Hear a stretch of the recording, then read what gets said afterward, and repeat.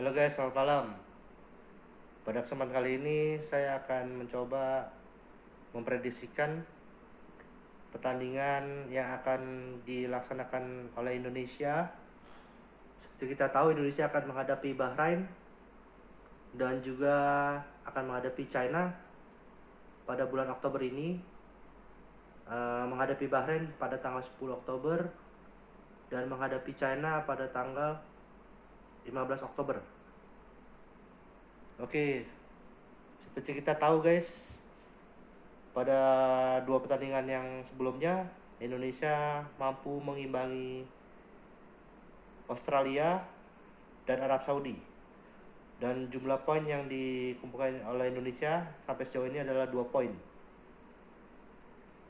Sementara itu Bahrain pada pertandingan sebelumnya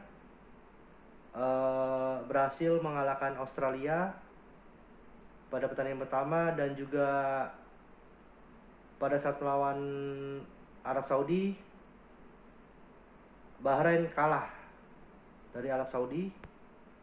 Oleh karena itu Bahrain mengumpulkan poin sebanyak 4 poin. Dan untuk China pada pertandingan dua pertandingan yang terakhir China kalah dari Jepang 7-0 dan juga kalah dari Arab Saudi 1-2. Oleh karena itu China mengumpulkan poin sebanyak baru 0 ya, karena belum pernah menang. Nah, pada pertandingan yang kali ini Indonesia akan menghadapi Bahrain dan China. Seperti kita tahu, mayoritas pemain yang akan dibawa oleh Sintayong pada saat pertandingan ini akan mayoritas sama ya, seperti pada saat kemarin melawan Arab Saudi dan Australia. Hanya ada perbedaan, akan ada penambahan 2 pemain diaspora untuk tim Indonesia, yaitu Miss Hilgers dan juga Stefano Elianders. Seperti kita tahu ya, Miss Hilgers dia bermain di FC Twente, dan juga Stefano Elianders juga bermain untuk klub Belanda. Dan kita tahu dua pemain ini adalah pemain yang lumayan hebat ya, menurut saya, karena saya sudah lihat cuplikannya pertandingan mereka pada saat bermain di klub masing-masing. Dan ini akan membawa dampak positif untuk timnas Indonesia yang pastinya untuk Michel Gers dia akan membantu di lini pertahanan, sedangkan Stefano Elianders dia akan membantu di lini serang, yaitu di sayap sebelah kanan atau di sayap sebelah kiri. Oleh karena itu saya harap dua pemain ini bisa bermain maksimal pada saat nanti melawan Bahrain dan juga melawan China.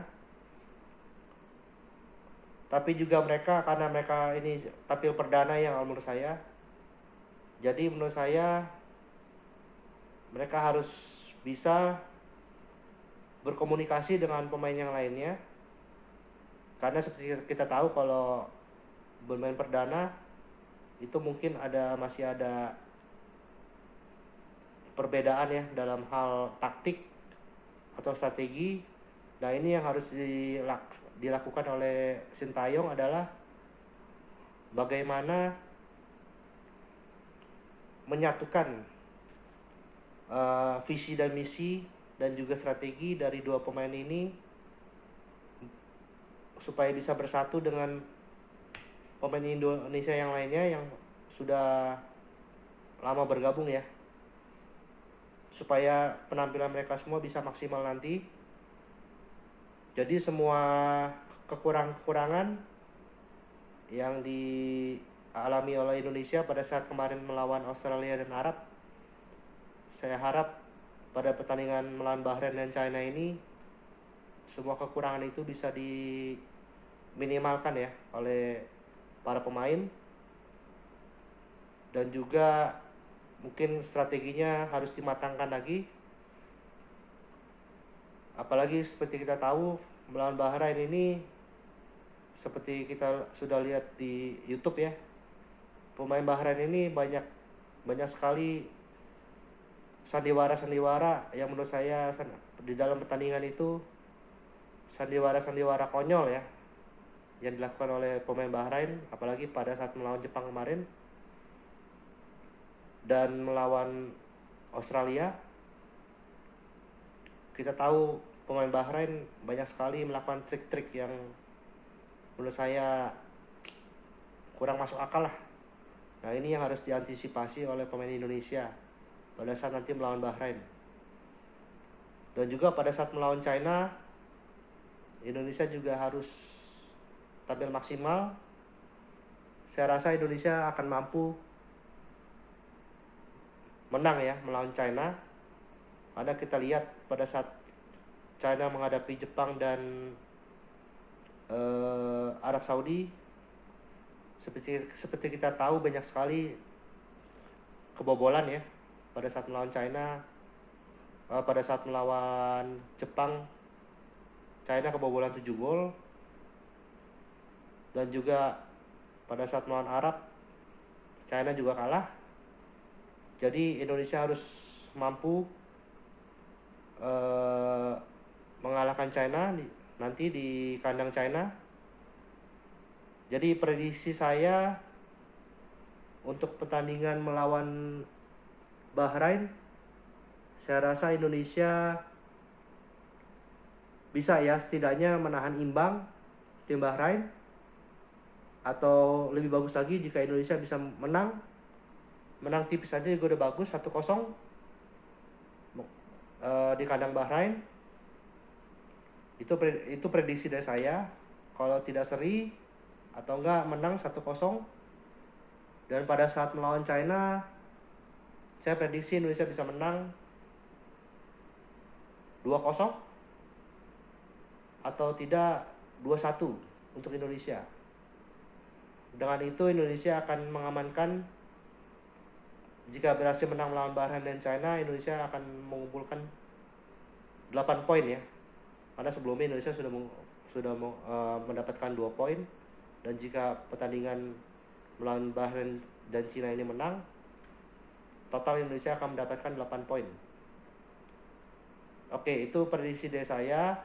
Dan juga untuk pertandingan yang lainnya antara Australia dan Jepang, kita akan lihat nanti. Saya juga punya prediksi. Jepang akan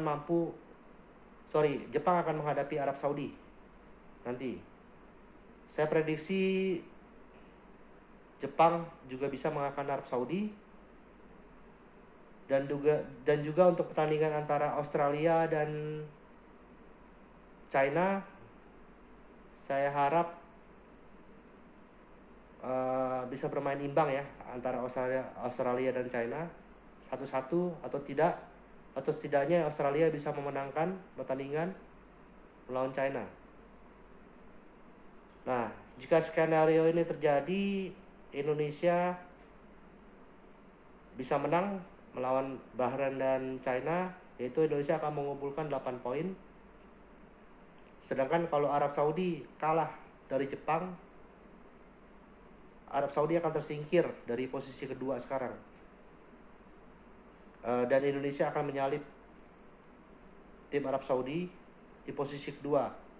Apalagi kalau Australia dan China bisa imbang, berarti Australia akan mendapatkan hanya 2 poin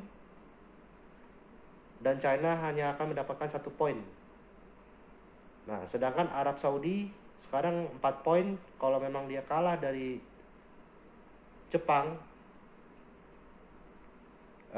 dia hanya akan mengumpulkan 4 poin. Jadi Indonesia bisa menyalip Arab Saudi di pertandingan yang ketiga ini kalau memang bisa mengarahkan Bahrain, yaitu yang kita impikan bersama ya. Semoga skenario ini bisa terjadi. Jadi yang kita harapkan Indonesia bisa menang melawan Bahrain,